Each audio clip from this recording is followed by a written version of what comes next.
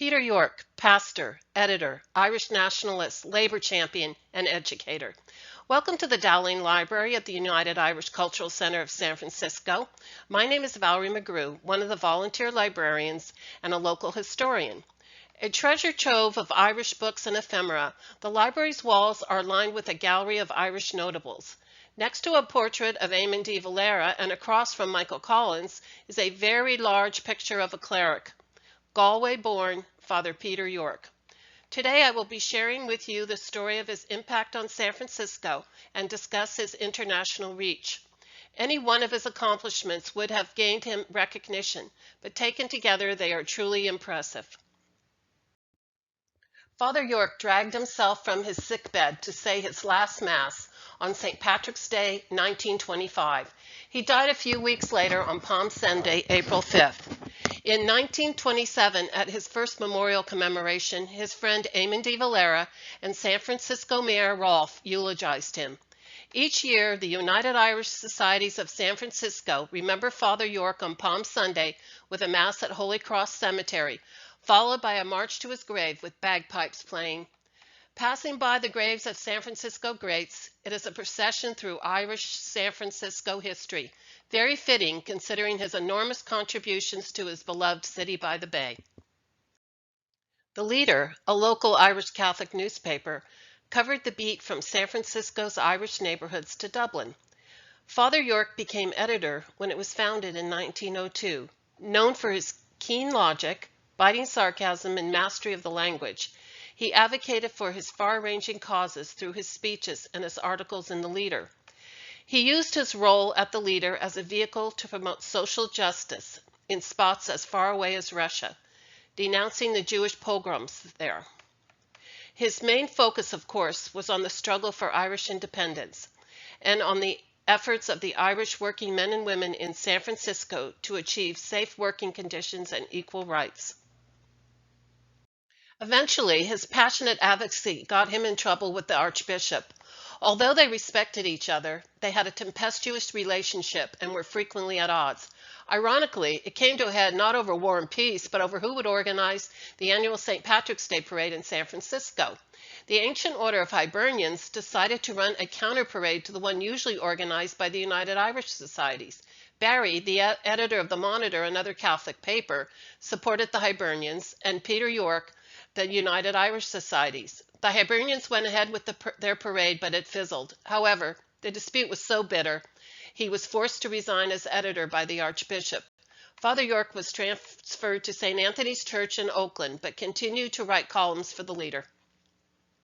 Father Yorke fought injustice wherever he found it, but never more so than in his support of the Irish struggle for independence. Like many Irish Republicans, he understood the need to promote the unique Irish identity as justification for their struggle for independence from British rule. On September 6, 1899, during a trip to Ireland, he made a speech under the auspices of the Gaelic League, which stood for One Nation, One Language.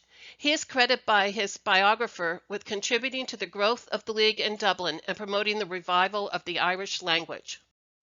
Ireland Declares War was the headline of the first edition of the Leader published after the 1916 Easter Rising.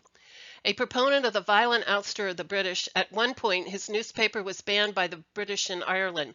An outstanding communicator, Father Yorke kept the Irish community informed about what was really happening in Ireland through his speeches and his articles. He urged them to support the cause with money and guns. He kept in regular touch with other well-known Irish Republicans like John Devoy. Father Yorke organized huge rallies at places like Dreamland for touring Irish nationalists raising money for the cause. During Eamon de Valera's fundraising tour of 1919, they became close friends and remained friends and allies during the treaty conflicts. During the great San Francisco Teamsters Strike of 1901, Father Yorke championed the workers in print and in speeches. He felt that they were acting in accordance with Pope Leo XIII's encyclical, which addressed the rights of laborers to unionize. He cautioned both sides against violence and even dissuaded the governor from calling out the National Guard. The governor eventually worked out a settlement. In the lead up to the infamous streetcar workers' strike of 1907, he attempted to arbitrate a peaceful settlement during the negotiations. Sadly, he was unsuccessful, and the strike ended in a tragic loss of life when several of the strikers were killed by the bosses. Father Yorke served as a pastor first at St. Anthony's Church in Oakland from 1903 through 1913, and later as a pastor at St. Peter's Church in the Mission District of San Francisco. There he was so popular it is said that there was a picture of him in every house in the parish. He was a compassionate leader of his young assistant pastors, creating a family atmosphere at the rectory. While pastor at St. Anthony's, he famously used it as a base to assist victims of the 1906 earthquake and fire. Bombastically cutting through the red tape, he came into conflict with the Archbishop, but he was able to immediately provide refuge at St. Anthony's for many elderly people from St. Mary's Parish. At the national and international levels, Father Yorke advocated for parochial school education. One of the founders of the National Catholic Educational Association and author of textbooks, he was commended by Pope Pius X for his efforts.